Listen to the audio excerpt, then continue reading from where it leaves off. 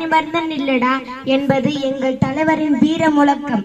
புரட்சி கலைஞராகவும் கருப்பு எம்ஜிஆராகவும் சொக்க தங்கமாகவும் தர்மத்தின் தலைவராகவும் தேசிய முற்போக்கு திராவிட கழகத்தின் மற்றும் எதிர்கட்சி தலைவராகவும் பிரபல நடிகரான திரு விஜயகாந்த் அவர்களை பற்றி நான் பேச போகிறேன். 100க்கும் மேற்பட்ட திரைப்படங்களில் நடித்து தென்னிந்திய நடிகர் சங்கத்தின் தலைவராகவும் பொது வாழ்க்கையிலும் தம்மை ஈடுபடுத்திக் கொண்டு கேப்டன் என்று அன்போடு அழைக்கப்பட திரு விஜயகாந்த் அவர்கள் முதலில் போட்டியிட்ட விருதாச்சலம் தொகுதியில் வெற்றி கொண்ட வீரன் அவர்.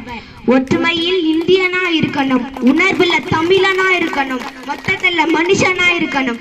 அப்படித்தான் இருந்தார் எங்கள் தலைவர் திரு விஜயகாந்த் அவர்கள். சுயநலமா இருந்த இந்த உலகத்தில் சுயநலமற்ற மனிதர்னா அது நம் கேப்டன் சார் தான். எப்போதெல்லாம் மக்களுக்கு பசிக்கிறதோ அப்போதெல்லாம் மக்களுக்கு பசிப்பினியை போக்கி வள்ளல் திரு விஜயகாந்த் அவர்கள். திரையுலகில் அள்ளி கொடுத்தவர் எம்ஜிஆர், அதை சொல்லிக் கொடுத்தவர் விஜயகாந்த். இவர் ஒரு நல்ல நகைச்சுவை நடிகராகவும் எல்லோருக்கும் உதவி செய்வதில் வாரி வழங்கும் கர்ணனாகவும் திகழ்ந்தார். இவர் குழந்தைகளின் படிப்புக்காகவும் ஊனமுற்ற குழந்தைகளுக்கு மிதிவண்டி மற்றும் ஏழை மாணவர்களுக்கு கணினி அறிவு கிடைக்க வேண்டும் என்று இலவச கணினி மையத்தையும் ஏற்படுத்தி கொடுத்து அவர்கள் வாழ்க்கையில் விளக்கேற்றி வைத்த தீபச்சுடர். கம்பீரமான வேட்டி சட்டை, அவரது வீரமான நடை நம் தமிழன் என்று உணர வைக்கும். தமிழை அதிகம் நேசித்த தமிழர், மக்களுக்காக வாழ்ந்த ஒரே தலைவன்.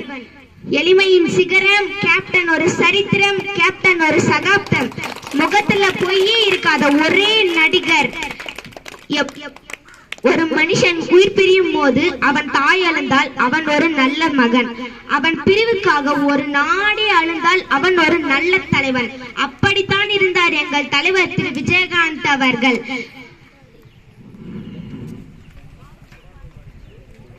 மண்ணுக்குள் பிறந்த மாணிக்கமே, மாசற்ற இதயம் கொண்டவரே, மாநிலம் எல்லாம் சென்றவரே, மக்கள் மனதில் நின்றவரே, மகத்தான வாழ்வு வாழ்ந்தவரே, இந்த மண்ணுலகம் இருக்கும் வரை மறையாத உங்கள் புகழ். கேப்டன் புகழ் வாழ்க வளர்க. நன்றி.